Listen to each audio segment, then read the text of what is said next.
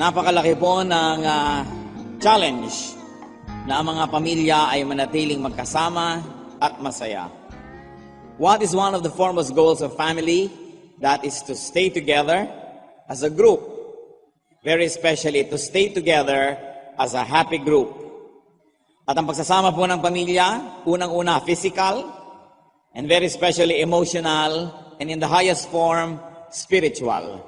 To the point that there may be physical distance, but when people are one in spirit, and one in emotion, and one at heart, they are still together. Ano po ba ang goal ng ating buhay? Isa dyan, maging masaya. Dapat. At napakalaki ng kasiyahan na ibinibigay ng Panginoon sa pamamagitan ng pamilya. Pero ganyan po ba ang nangyayari? Masaya nga ba ang mga pamilya? O bakit nagkakawatak-watak? Ang ating pong pag-aaral ngayon, pinamagatan natin, The Secrets of Happy Families. At nilagyan natin ng open and close quotation yung secret kasi hindi naman talaga dapat lihim yun. Dapat nga alam ng lahat ang mga bagay na ito. Aming Diyos, nagpapasalamat kami sa pagbibigay nyo ng pagkakataon na sumamba kami ngayon. Anuman po ang daladala ng aming puso, mga karumihan, kabigatan, kasalanan, ipatawad nyo po sa amin. Linisin nyo po kami at maging karapat-dapat kaming humarap sa inyo. Tumanggap ng inyong mga salita at pagpapala, ng inyong pagtutuwid, maging ng mga bagay na hindi man dapat ay hinihingi namin sa inyo, mga magagandang bagay at mga pagpapala. Nawa, Panginoon, sumagana ito sa aming buhay at maitaas namin ang pangalan nyo sa aming kalagitnaan. Kayo po ang maging tagapagsalita. Bless us with your powerful word, O God. Lead us unto greater knowledge of you, and as a result of our knowledge of you, may we evolve and may we keep happy families. Lord, protect us from lies, from falsehood. Protect us from the works of evil men and evil spirits. Protect your assembly, this holy assembly, against malicious men and malicious spirits. And we pray that even as we are gathered in your presence, you will also protect our loved ones who are not with us right now. Deal with us, teach us, glorify your name. lead your people. In the name of Jesus, your Son, we pray to you, Father. Amen. The secrets of happy families. Siguro kahit hindi tayo magpataas ng kamay, itatanong ko, sinong gustong masaya ang pamilya niya? Lahat gusto yon. Pero pag tinanong natin, sino ang masaya talaga? Hindi siguro lahat makakapagtaas. What are the elements of happy families? Unang-una, sa spelling po ng family at ang matandaan natin ng madali, F, kailangan sa family, fellowship. Matthew 19 verse 6, idinidescribe po ang mag-asawa, so they are no longer two, but one. Therefore, what God has joined together, let man not separate. So fellowship, that is very important. Very crucially, the fellowship of husband and wife. Because when a man and wife are together, they will naturally gather their children. When man and wife are not together, their children will naturally be divided. So kung minsan nasa tatay, kung minsan nasa nanay, meron namang sumama sa nanay, merong sumama sa tatay, merong walang sinamahan kahit kanino. Kaya mahalaga ang fellowship. Physical proximity, togetherness. Genesis 47:11 to 12, describing what Joseph, the so-called dreamer, did to his family and for his family. So Joseph settled his father and his brothers in Egypt and gave them property in the best part of the land, the district of Ramesses, as Pharaoh directed. Joseph also provided his father and his brothers and all his father's household with food, according to the number of their children. So there was togetherness. Kahit na matagal na nagkawalay ang pamilyang ito dahil si Joseph, ipinagbili ng kanyang mga kapatid na maging alipin na dala sa malayong lupain, but he made something of himself by God's help. And by God's grace, he rose to prominence to the point that he could collect his family and provide well for them. So magkakasama uli sila. So ang first letter ng family, F. There must be fellowship. At kasama po dyan, siyempre, dapat merong fun. Nagtataka yung mga magulang, bakit lagi dalang anak ko umaalis? Baka naman wala nang fun sa bahay. Lahat ng tao gusto tumakas, lumayo. Pag nag-uuwian sa bahay, nagkukulong na lang sa kanyang mga kwarto, ayaw mag-usap-usap, baka walang fun. Colossians 3:21, bilin sa mga magulang, fathers, do not embitter your children. Huwag silang galitin. Baka sobrang pagtuturo, sobrang higpit, sobrang disiplina, lagi na lang pinupuna ang mali. Bagamat dapat itinutuwid ang mga bata, but sabi, do not embitter your children. Family life must feature fellowship and fun. Because it is human nature that we like to repeat every experience that is pleasurable, and we like to avoid repeating any experience that is unpleasant or painful. So is the encounter of the family fun and pleasurable that you like to repeat, or is it such a pain that you avoid repeating it? F for family, fellowship, fun, and very importantly, forgiveness. Lahat po ng tao nagkakamali. Lahat ng mag-asawa, nag-aaway, nagkakaroon ng hindi pagkakaunawaan. Lahat ng anak, may reklamo yan sa magulang, maliit at malaki. Lahat ng magulang, may unhappiness sa anak. Ang magkakapatid, meron silang mga away, meron silang mga differences. Ang pinagkaiba ng pamilyang nananatiling magkasama at sa pamilyang nagkakawatak-watak, hindi absence of imperfection because everybody has imperfection. Ang pagkakaiba is the presence of forgiveness. In other words, ang lahat ng mag-asawa may dahilan para maghiwalay. At yung mga hindi naghihiwalay, hindi dahil perfect ang asawa noon, hindi dahil perfect siya, dahil lang may nagpapatawad pag may nagkakamali. Forgiveness. Kaya nga po yung tinatawag na prodigal son sa Bible, matapos niyang hingi ng kanyang mana, buhay pa naman yung magulang, at naglayas at nilustay ang lahat ng ito, at itinapon ng kanyang buhay, minsan natauhan. Sabi niya, mali ang ginawa ko, nagkamali ako sa Diyos, nagkamali ako sa aking ama, babalik ako at hihingi ng tawad, at hihilingin ko gawin na lang akong katulong sa sarili naming bahay. Kasi ang mga katulong sa bahay ng ama ko, mas maganda pang kalagayan kaysa sa akin ngayon. At inaasahan natin, ang sasalubong sa kanya ay sumbat, pagalit, sisi. Pero sa Luke 15:20 and 24, so he got up and went to his father. But while he was still a long way off, his father saw him and was filled with compassion for him. He ran to his son, threw his arms around him, and kissed him. For the son of mine was dead and is alive again. He was lost and is found. So they began to celebrate. Nagkamali ang anak, pinatawad ng magulang, nagkabalikan. Lagi namang nagkakamali ang anak eh. Nagkakamali din ang magulang. Kaya lang nagkakaroon ng celebration pag nagpatawaran. Mga kapatid, kung sa pamilya nyo may magkagalit at matagal na, may hindi nagkikibuan, may mga tampuhan, normal lang na may nag-away kasi nangyayari yon. Kaya lang merong hindi nangyari, kaya kayo magkakahiwalay, hindi nagpatawaran. So you can expect that there will be differences. You can expect that people will not meet our requirements and our expectations. You can expect that because people are imperfect and they can be selfish and they can be sinful, they will hurt us. But what is important for families is to be ready to forgive so that there will be togetherness. Joseph's forgiveness paved the way for his family's togetherness again. Matapos siyang apihin ang kanyang mga kapatid at ipagbili bilang alipin, siya pa ang kumupkop sa lahat sa kanila pagkatapos. Kaya nagkabalikan. At para naman nagkakabalikan, dahil normal lang na nagkakaroon ng diferensya, kailangan talaga sa pamilya, communication. Sabi sa Matthew 18:15-16, if your brother sins against you, go and show him his fault. Just between the two of you. If he listens to you, you have won your brother over. So pag may nagkamali, kausapin at nang maiayos, hindi pag-usapan. Kuminsan kasi, imbes kausapin natin yung nagkamali o yung pinagkamalian natin, pinag-uusapan natin siya behind his back. And so, things get worse. Lumalala. At hindi lang natin kakausapin ang ating kapatid dahil sa ating reklamo, kakausapin din natin, ipapahayag din natin ang ating mga papuri sa kanya. Yung mga magaganda niyang ginagawa, the affirmation, the acceptance and gladness that we have about him or her, sinasabi din natin. Importante sa family, fellowship, forgiveness.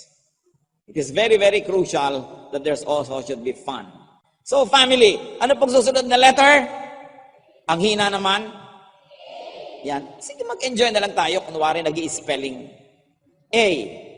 Kung meron po kayong isa lang matatandaan sa nais kong i-share ngayon, nawa itong A. Ang pamilya, para sumaya, magkaroon ng kahulugan at patuloy na pagsasama-sama, kailangan ng acceptance. Unconditional acceptance. Hindi natin sinasabi na pangungunsinte sa mali.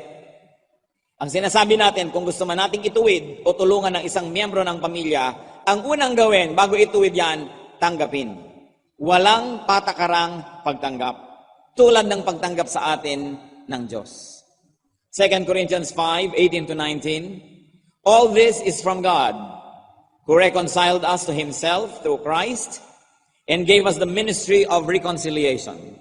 That God was reconciling the world to himself in Christ, not counting men's sins against them. And he has committed to us the message of reconciliation.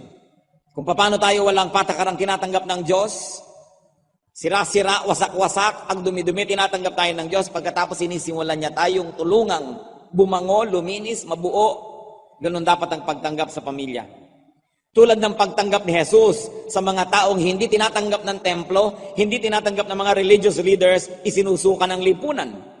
Luke 7:34. The Son of Man came eating and drinking, and you say, here is a glutton and drunkard, friend of tax collectors and sinners. The Lord Jesus was called friend of sinners. Hindi dahil konsentidor siya, kundi dahil nagsisimula siya sa pagtanggap sa kanila at pagkatapos kanyang tuturuan, aakayin, ipananalangin, mamahalin, hanggang ang mga ito'y unti-unting mabuo ang nasira nilang pagkatao. Acceptance, not to tolerate, but acceptance unto restoration and development. Ang kauna-unahang hakbang dapat ng pamilya ay tanggapin ang miyembro niya na kakaiba, naliligaw.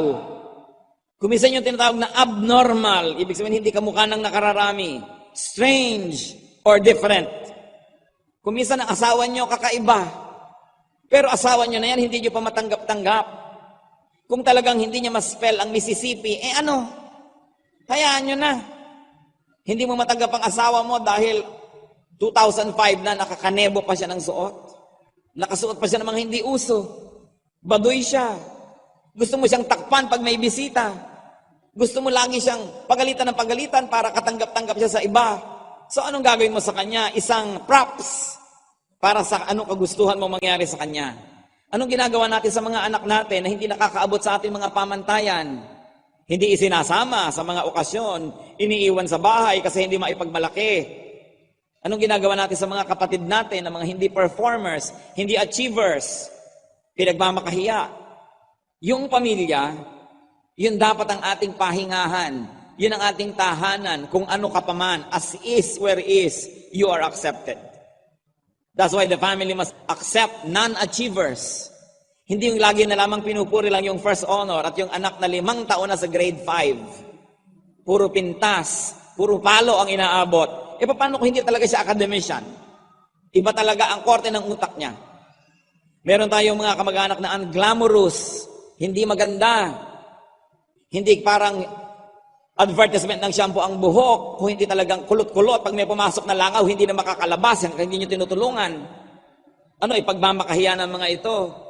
Kung meron tayong mga kapatid, kamag-anak, kapamilya na may sakit ang isip. I have seen people na may mga pamilya sila na hindi normal ang katawan, itinatago na lang sa kwarto, itinatago sa mga bisita, hanggang mamutla na lang ng mamutla at humina ang katawan at magkasakit at mamatay. May mga itatago na lang sa malalayong mga institusyon dahil ikinakahiya sa tao. Sino ba ang mahalaga sa inyo? Yung tao sa labas ng bahay o yung tao sa kasama nyo sa inyong tahanan? Meron tayong mga kapatid, kamag-anak na disabled or other abled kasi may iba namang ability yan. Pero napag-iiwanan at ramdam na ramdam nila na hindi sila kasali. May mga handicapped. Ayaw mo na sabayan ang iyong nanay o kapatid na naglalakad na naka-wheelchair. O kaya ay may kapansanan. Ang pamilya dapat ang tumatanggap. Kung meron kang anak na ang pangalan ay Maria Isabel, pero ang feeling niya si Captain Barbell o si Totoy Bato, tinatanggap mo ba ito? O pinapalayas? Ang dami-dami po mga pamilya, meron silang anak na si Maximo ang pangalan, pero ang fantasy niya maging Darna. Anong ginagawa dito? Kaya nga sabi ng isang kwento, inilulublob daw sa drum. Si Darna ka, lublob, hindi kita iaahon hanggang hindi ka nagbabago. Tapos blub, labas. Sino ka na? Darna, lubog uli. Hindi kita iaahon dyan hanggang hindi ka nagbabago. Itaas mo yung kamay mo pag nagbago ka na. O taas na ngayon dahil nalulunod na. Pag-ahon, sino ka na? Jezebel. Anong gagawin sa ganung mga anak? Itatapon, papalayasin? Bakit ka pa naging magulang? Ang gusto mo lang yung mga anak mong macho.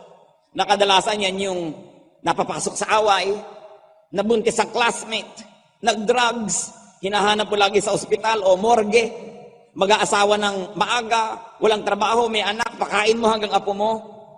Tapos yung mga inaapi-api mong anak, ito ang nagiging mga mabubuting mga anak, nag-aalaga. Anong klaseng mga magulang yung ang pinipili kung sino yung i-honor niyang anak? There must be acceptance. Hindi sinabing konsentihin. Pero anumang tulong ang gusto nating ibigay, sinisimulan muna sa walang patakarang pagtanggap. Dahil dito, maraming mga bata ang naglalayas. Kasi ang pakiramdam nila, hindi sila mahal, wala silang puwang, wala silang lugar. Bakit kailangan magkahiwa-hiwalay ang pamilya dahil sa favoritism ng mga nakakatanda? Family is one's natural group. Belongingness to a family is a birthright. It is not a prize for achievement. It is not a goal to meet, and it is not a membership to earn or to lose, depending on your performance. Pag isinilang ka sa isang pamilya, natural na member ka nun. Wala kang dapat gawin, wala kang honor na dapat matamo, wala kang standard na dapat maabot para ka maituring na member. It is your birthright. And every member of the family must respect that. That the family is one shelter, refuge, and hospital, not just a display window. So anong ginagawa ng mga ibang mga magulang?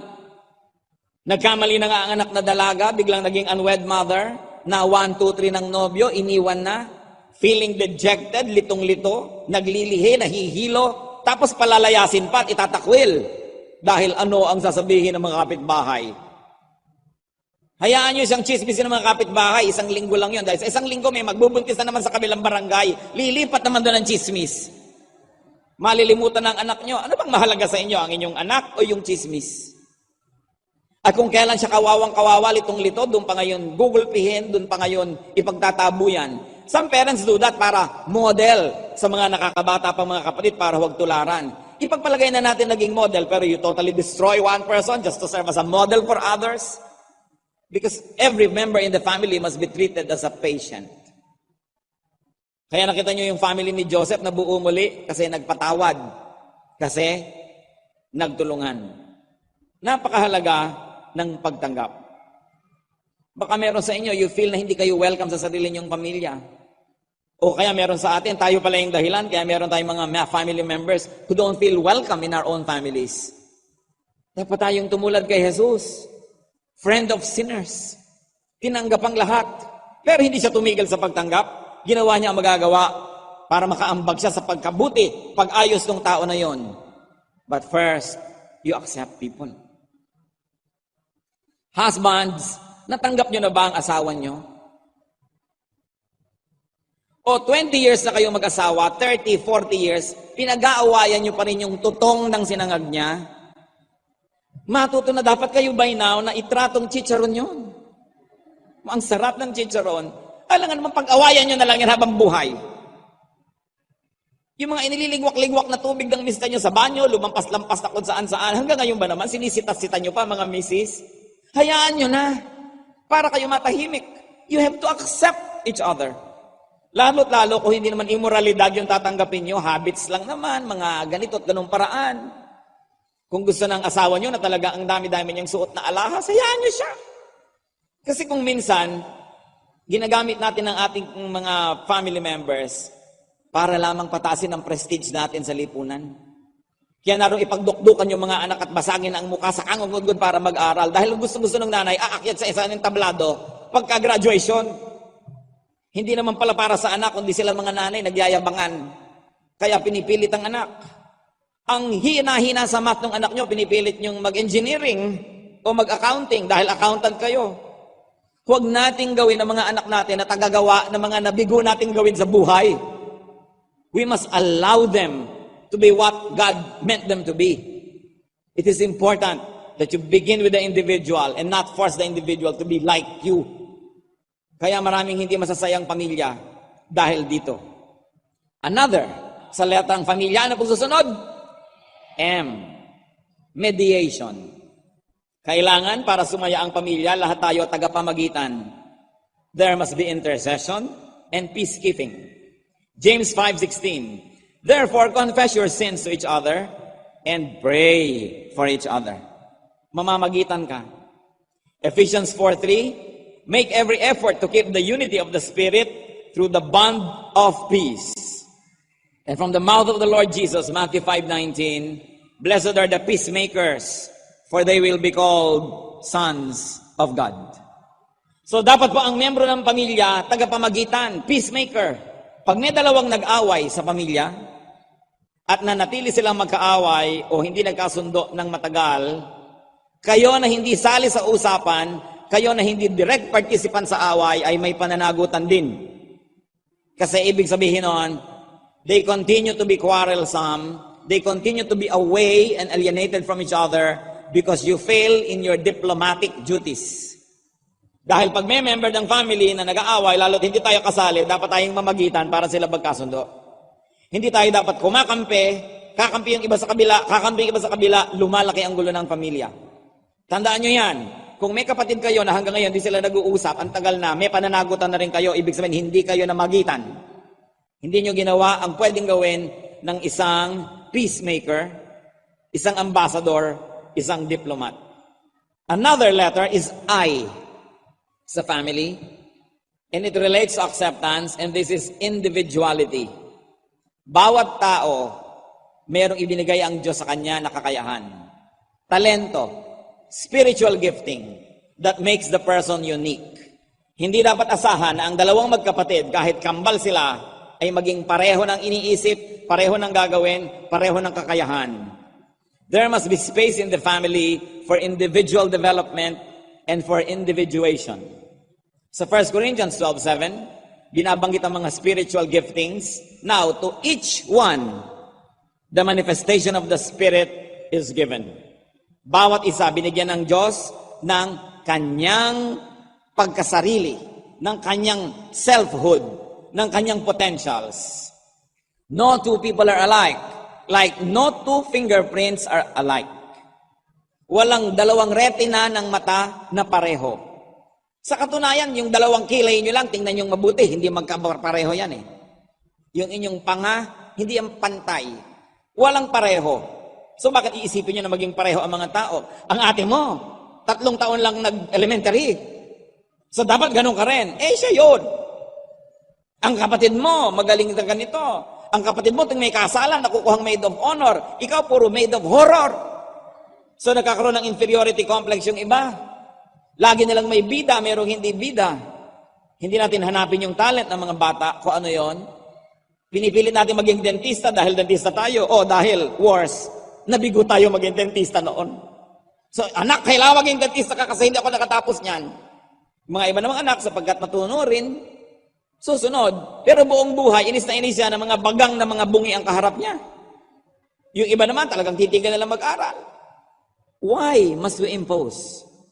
Psalm 139 verse 14, I praise you because I am fearfully and wonderfully made.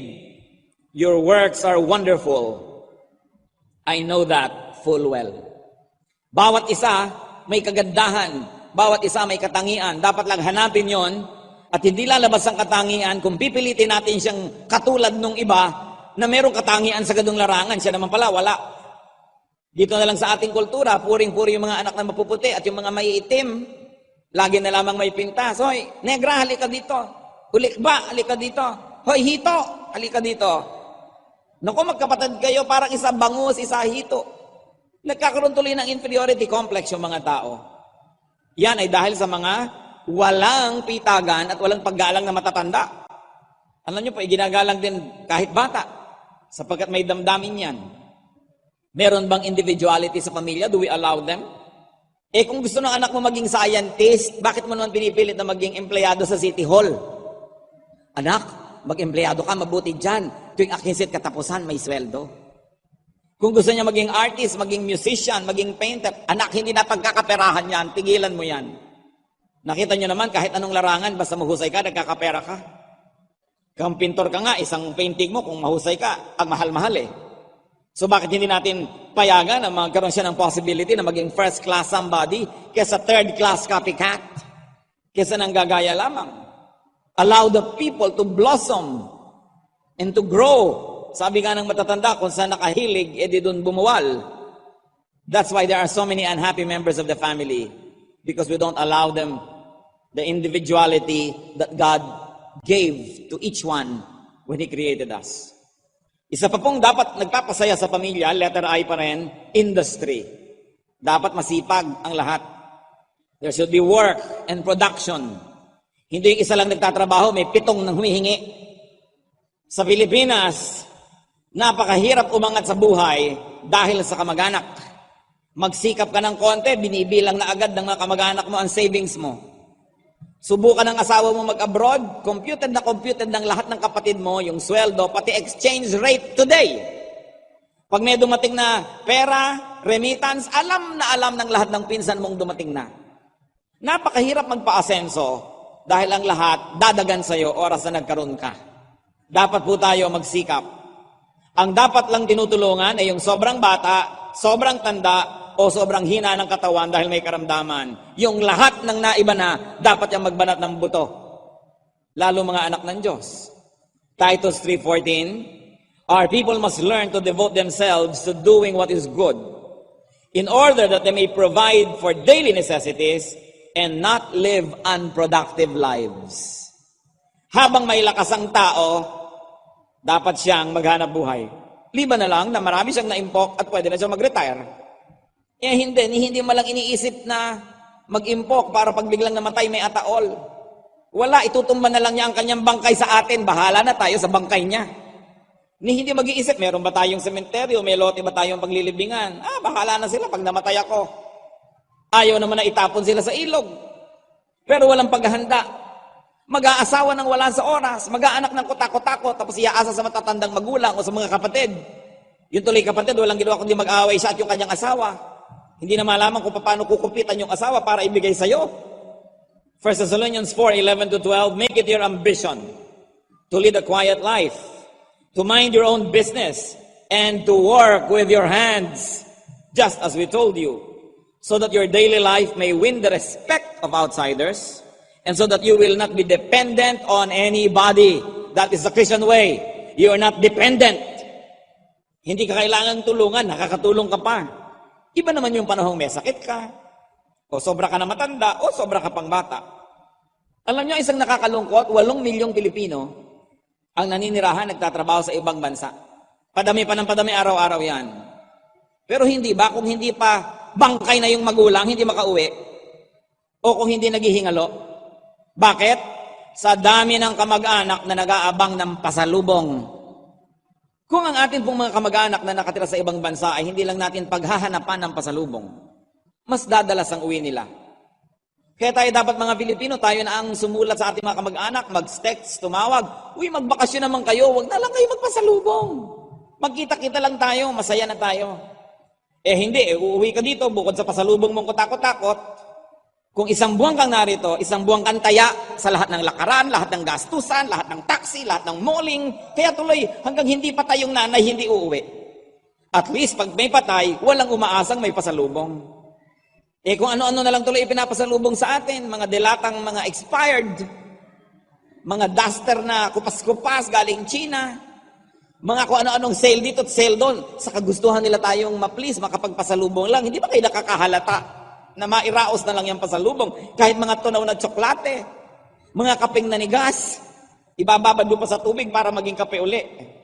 Pwede nyo ba sabihan ng mga kamag-anak nyo abroad, umuwi na lang kayo, dalasan nyo, huwag na lang magpasalubong. At kung lalakad kayo, kanya-kanya tayo dito, hindi natin naasahang kaya kayo lagi. Para dumalas-dalas ang uwi ng ating mga kamag-anak. Hindi yung pag nagkakaroon ng isang kamag-anak, balak mo talaga utangan. Balak mo agad na hingan. Kung wala kang pera, magtiyaga ka. Siguro ang hihingi mo lang talaga ng tulong kung wala ka ng makain ngayong araw na ito. O kaya kailangan mo ng gamot. Pero yung mo namang magdedemulang ang anak mo, ipapangutang mo pa yan. Mag-a-outing lang kayo, gagastos pa. Ang liit-liit ng bahay, ang baba-baba ng kisame, gusto pang may chandelier. Kakapraso yung sala, gusto pa mga European chairs na wala ka ng malakaran. Sumakit yung mga tuhod mo, kababanggado sa mga uka-uka ng silya. At ayaw naman paupan, nilalagyan ng plastic na takip. Ano bang mga drama ang ginagawa natin sa buhay? We should earn our keep. It's important. Proverbs 10:4, lazy hands make a man poor, but diligent hands bring wealth. Kaya maraming mga kamag-anak natin, oras na nakapag-abroad, talagang totally lumilimot na, tumatalikod na. Dahil hindi na sila makakabuelo kung lagi makikipagsulatan sa atin, dahil wala na tayong hihingin, kundi kung ano-ano. Magpapadala ng mga drawing ng paa, hihingi ng mga pangalan ng pabango, kung ano-anong hihingin. Kaya lang, kawawa naman sila dahil nauso ang text. Napakadali na naman ngayong dumaing, daing, send. Kaya hindi nyo ba napansin yung iba, halos lumimot na, wala nang lingon-lingon pag nakalayo? Nadadala kasi. So turuan natin ang ating sarili na hindi tayo kadalaan, hindi tayo katakutan. Dalawa lang daw po ang klase na kamag-anak. Isang nagtatago at isang pinagtataguan.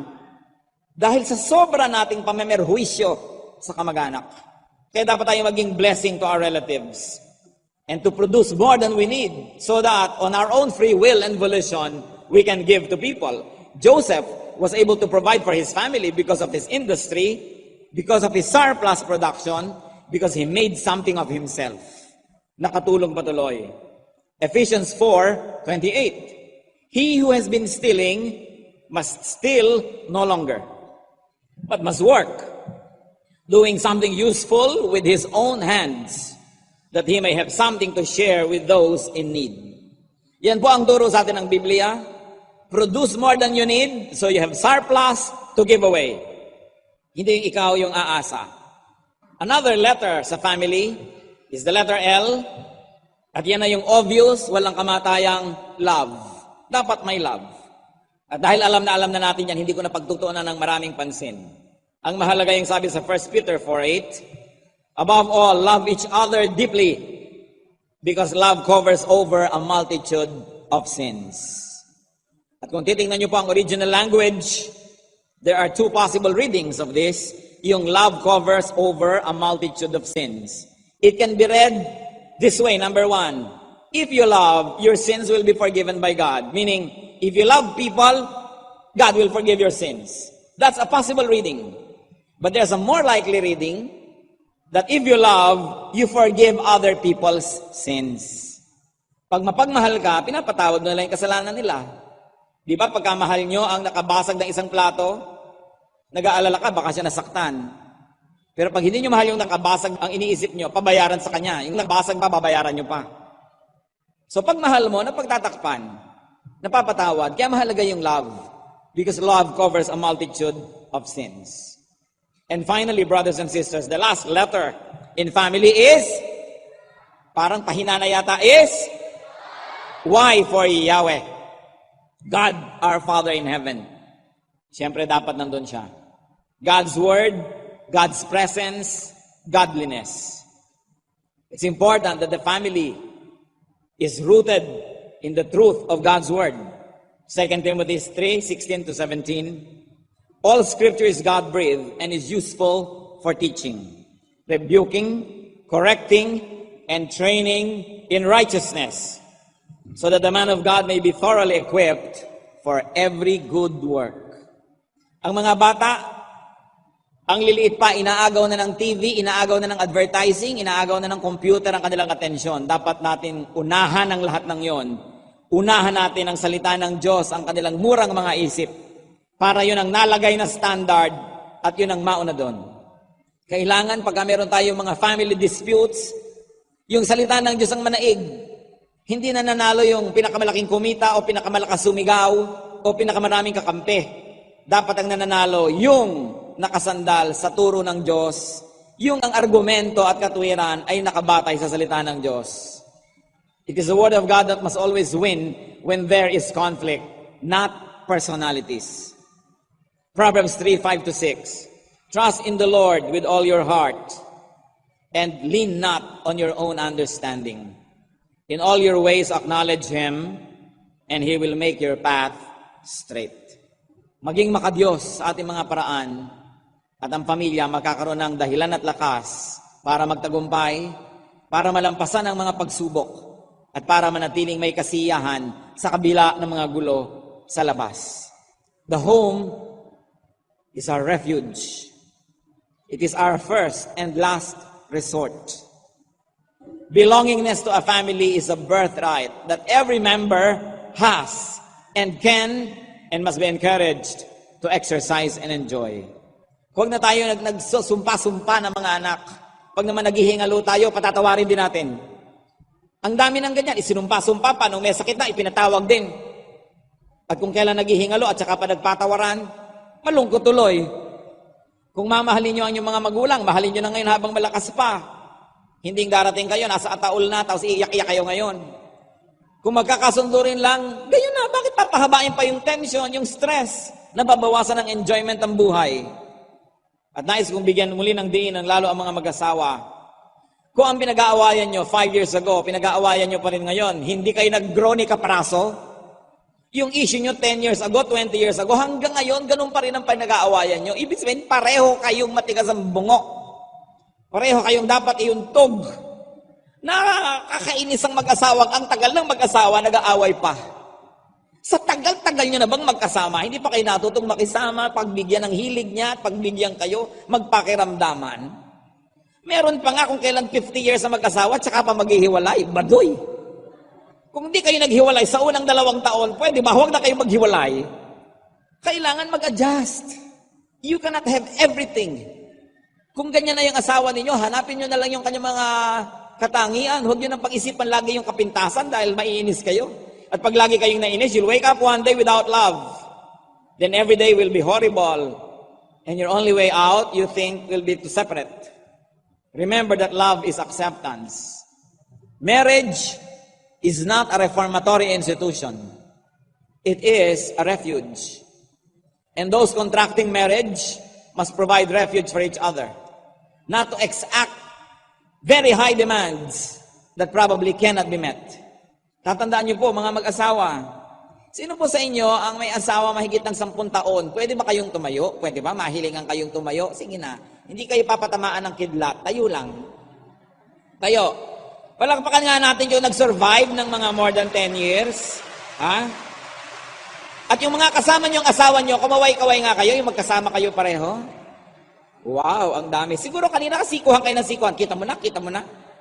Salamat po. Mga kapatid, 10 taon na kayo na nagsama. Huwag niyo nang isipin maghiwalay pa. Hindi na bagay. Tanggapin niyo na lang ang isa't isa. Mga reklamo niyo, ibaon niyo sa lupa. Manalangin kayo, magpatawaran. This is the only way to be happy.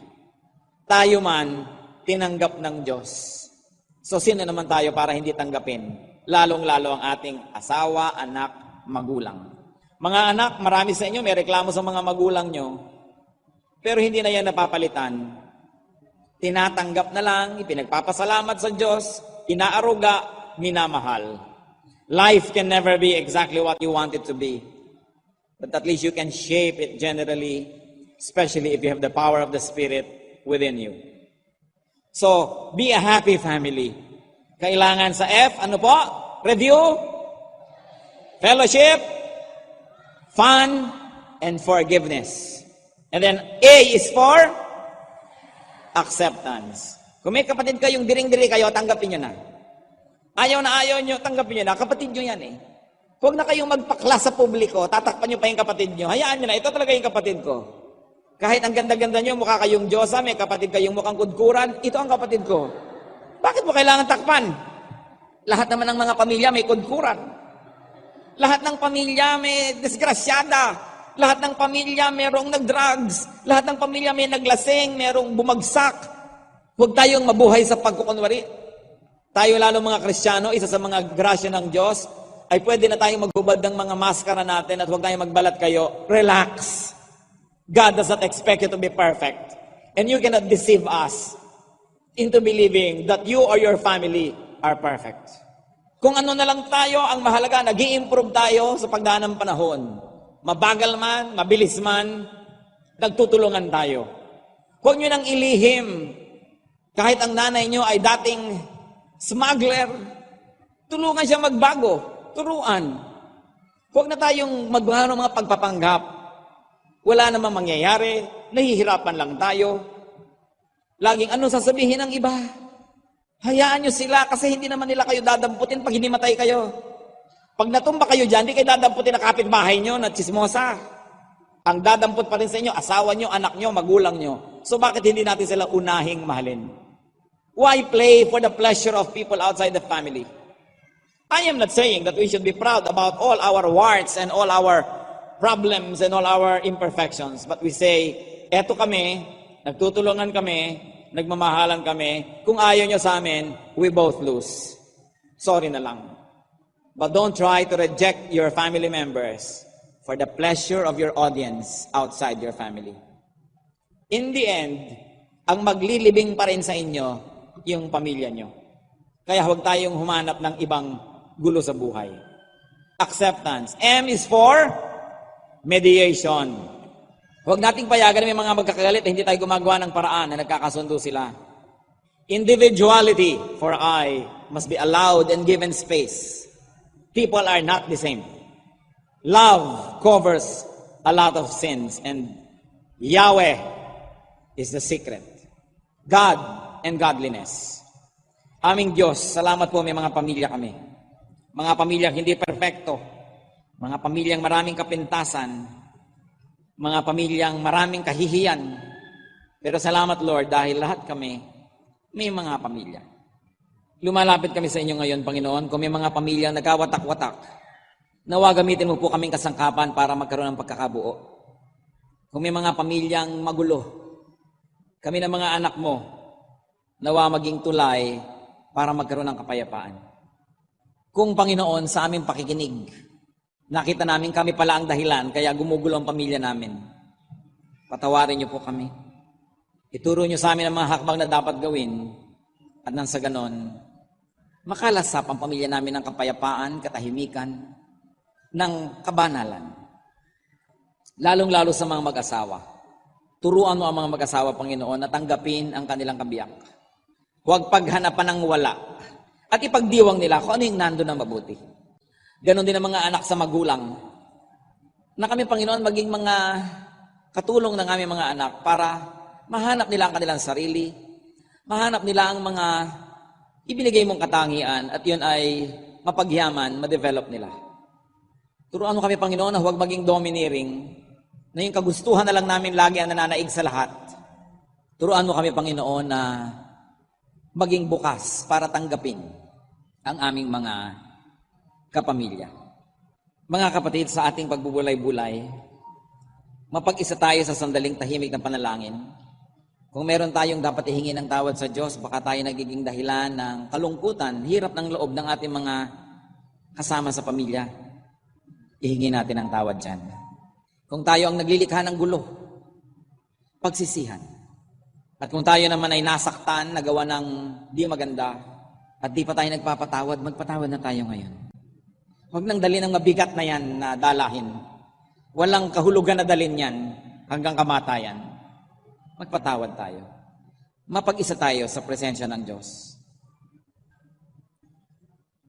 Salamat, Ama, sa pakikinig niyo sa aming mga pansariling panalangin. Kumilos nawa kayo ngayon sa aming kalagitnaan. We open our hearts to you, Holy Spirit. Teach us what to do. Teach us to correct our ways. At nagpapasalamat din kami sa mga tamang ginagawa namin dahil kayo ang nagturo nito because all good things come from you, O Father. Sa mga kapatid naming tama ang mga ginagawa, nagiging mabuti silang mga kamag-anak.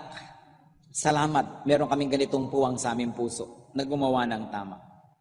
Mga kapatid, nais ko pong manalangin, sino man sa atin na ngayon ang nais italaga nyo ang inyong sarili na maging agent of peace, na maging kasangkapan ng Diyos para daluyan ng kapayapaan, pagmamahalan ng inyong pamilya. Nais niyong isuko ang inyong sarili sa Diyos at gamitin niya kayong kinatawan, kasangkapan. I want you to stand because I'm going to pray for anointing. I'm going to pray that the Lord will bless you and enable you to help your families. Na tayo maging tagapagpairal ng kapayapaan, katahimikan, pagmamahalan, to offer your bodies as living sacrifices, whatever it takes and whatever it means in the context of your family.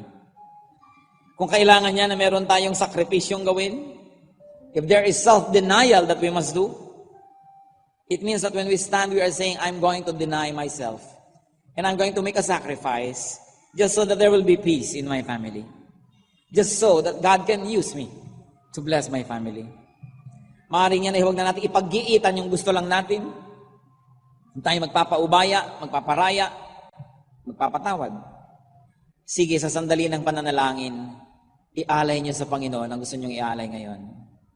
Ano man yun? Kakayahan niyo? Ugali? Your influence in your family? Offer it to the Lord so that the Lord will use it to visit your family and you will be the bridge between heaven and your family. Talk to God silently. Panginoong Diyos, masdan mo po ang bawat puso na ngayon nagpapasakop sa inyo. Kung may hinihingi na tawad, nawa ipatawad mo, Panginoon. Kung humihingi ng lakas, ipagkaloob nyo ayon sa iyong mga pangako. Ang hinihiling ko, Panginoon, sa bawat isang tumatayo ngayon sa iyong harapan, gamitin mo na daluyan ng iyong kapayapaan, pagpapala, kabanalan, kaliwanagan, karunungan, pag-ibig sa kanikanya mga pamilyang kinakatawan ngayon. Sa pamamagitan ng mga anak mong ito, dumaloy ang espiritu mo sa mga pamilya. Magkaroon ng pagkakasundo, pagkakaunawaan, pagkakaisa. Pinapawi namin at itinataboy ang espiritu ng inggit, ang espiritu ng kayabangan, ang espiritu ng kasakiman sa mga pamilya, ang espiritu ng pagmamataas at pagyayabang. Pinapawi din namin, Panginoon, ang espiritu ng mga sama ng loob na ayaw pang umalis-alis. Nilalapat namin aming sarili sa iyong salita. Tinihiling namin, Panginoon, ang pagkilos mo na may kapangyarihan. use this servant of yours as channels of blessings of their families. Bigyan mo kami ng pagkakataon, Panginoon, to make up with people that we have wronged in our families. Kung may sinaktan kami ng loob, ni-reject, salamat, may pagkakataon pa kaming ituwid yun. Salamat sa pagpapahiram niyo pa ng araw at buhay sa amin para ituwid yun. Nawa, Panginoon, ano mga hidwaan ng mga pamilya. Tanging si Satanas ang pinagmumulan nito, hindi kayo. So we reject and rebuke you, Satan. And drive away your presence, evil spirits, from every family represented here today. In the name of Jesus, we command all and any evil spirit to leave these families. The spirit of division, the spirit of anger and greed and hatred. And we welcome you, Spirit of God. Rest in our homes, and may our families find rest in you. Father, we thank you for hearing our prayer. In the name of our Lord, the Lord of peace, the Lord Jesus Christ.